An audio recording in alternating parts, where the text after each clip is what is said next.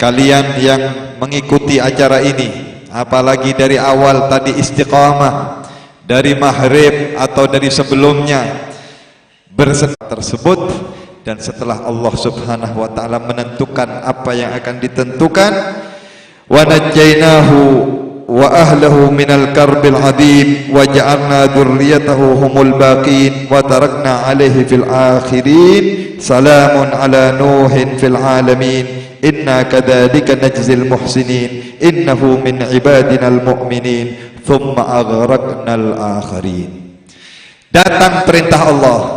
Allah mengatakan, wahai Nabi Nuh, masuklah engkau bersama pengikutmu dan ambillah daripada setiap binatang berpasangan-pasangan.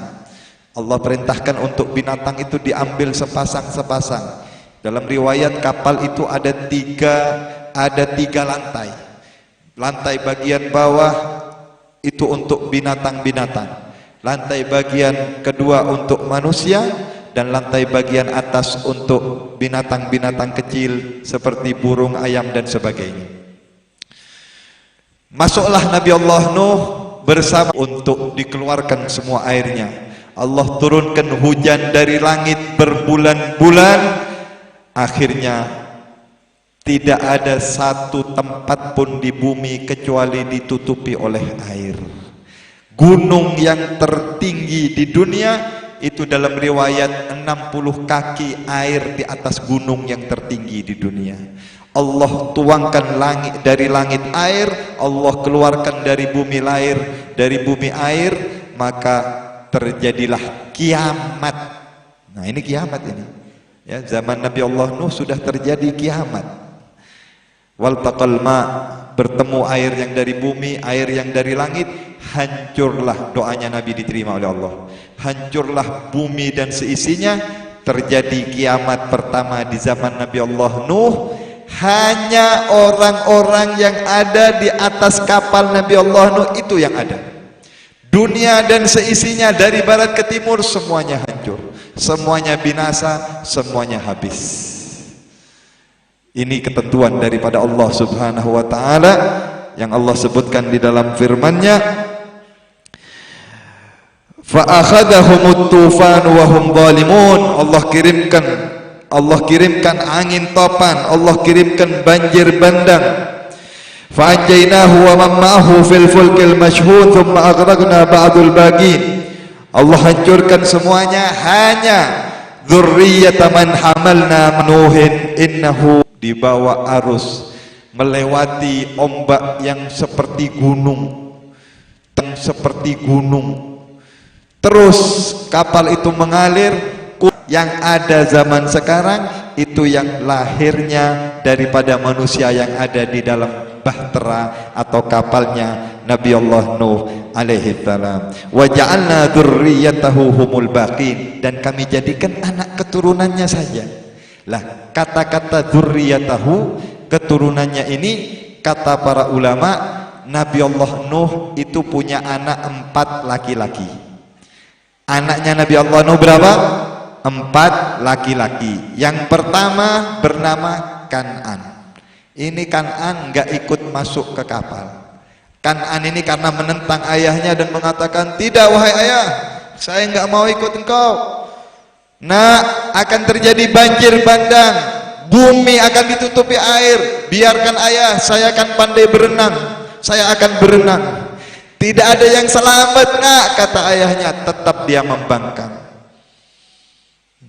Begitulah kalau tidak mengikuti petunjuk daripada para orang-orang pilihan Allah, utusan-utusan Allah Subhanahu wa taala. Hati-hati para santri. Kalian sudah diingatkan tadi oleh guru kalian, oleh Abah Imam, ya. Kalau sekolah, kalau keluar di mana, di SMP atau sekolah-sekolah di luar, hati-hati di luar, banyak ajakan-ajakan setan, banyak ajakan-ajakan banyak rongrongan yang akan merusak kalian. Ikuti apa yang telah ditunjukkan, karena para ulama adalah pewaris-pewarisnya para nabinya Allah Subhanahu wa taala. Anaknya Nabi Allah Nuh yang pertama menentang. Anak yang kedua bernama Sam. Anak yang ketiga bernama Ham. Anak yang keempat bernama Yafis. Ketiga, anak yang kedua, ketiga dan keempat ikut ayahnya. Dan inilah cikal bakal seluruh manusia yang ada zaman sekarang dari ketiga anaknya Nabi Allah Nuh.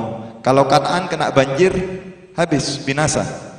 Tapi anak yang bernama Ham, Sam, Ham dan Yafis, inilah nenek moyang semua manusia yang ada. Kita ini dari suku apa saja, dari mana saja, nyambungnya ketiga ini.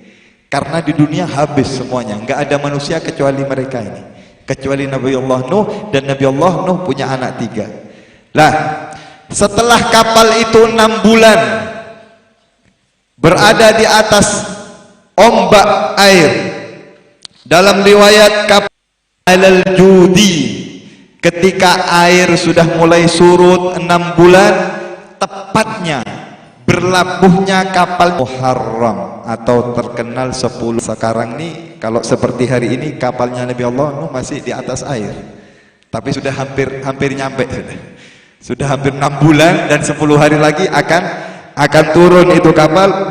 Di mana berlabuhnya kapal tersebut? Di sebuah gunung namanya Judi. Kalau di sekarang itu gunungnya dikenal dengan Gunung Ararat. Di mana Gunung Ararat itu? Di sebelah timur Turki, negara Turki, juga di sebelah perbatasan negara Armenia.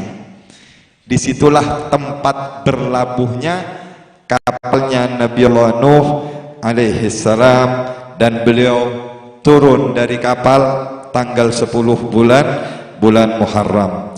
Menurut Ibnu Abbas yang ikut di dalam kapalnya Nabi Allah Nuh 83, menurut Ka'bil Ahbar 72 orang saja. Bahkan ada riwayat-riwayat yang lain yang mengatakan tidak sampai, hanya belasan orang saja. Ada beberapa riwayat.